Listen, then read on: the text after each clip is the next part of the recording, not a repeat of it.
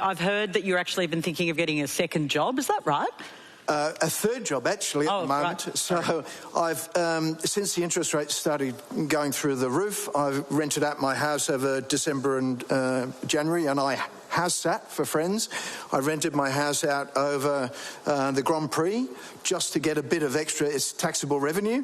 And the third job I'm considering doing is Uber driving. In between all those other things. But that's pretty staggering that you don't feel like your main job can sustain your life. There's no way.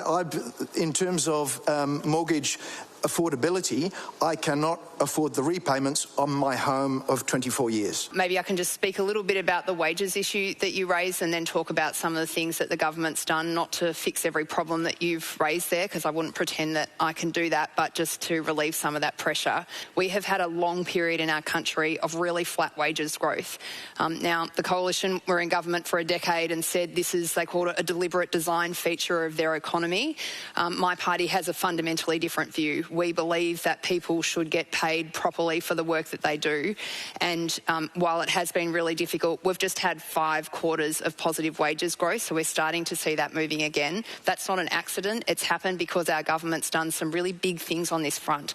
Properly paying our aged care workers, who we all depend on, properly paying our childcare workers, supporting again and again at the Fair Work Commission a pay increase for those on the lowest incomes, because that has a flow-through effect right through the economy. So we're starting to see some pick up there. You know, the tax cuts that went to every household and that top-up tax cut that's in the budget, again, wouldn't pretend this is fixing everything. I just want you to know we've done everything in the last 3 years that we can. We are in an election context here. I want you to know that for all the kind of huffing and puffing that Peter Dutton's done over the last 3 years, almost everything I've just mentioned there, he has opposed us doing. Energy bill price relief, tried to stop you from getting that payment. The fact that he has to get a third job potentially, if you count them the way you have, right?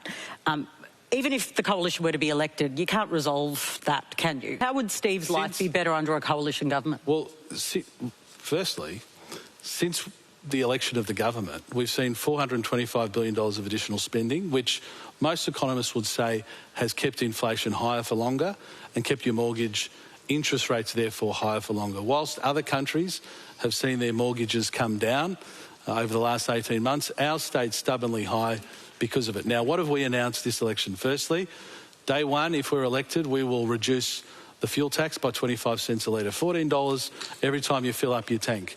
We're going to provide a tax offset, a $1,200 cost of living tax offset, the old low and middle income tax offset that we had in place, broadly speaking, when we were in government, which will flow through to people who earn up to $144,000.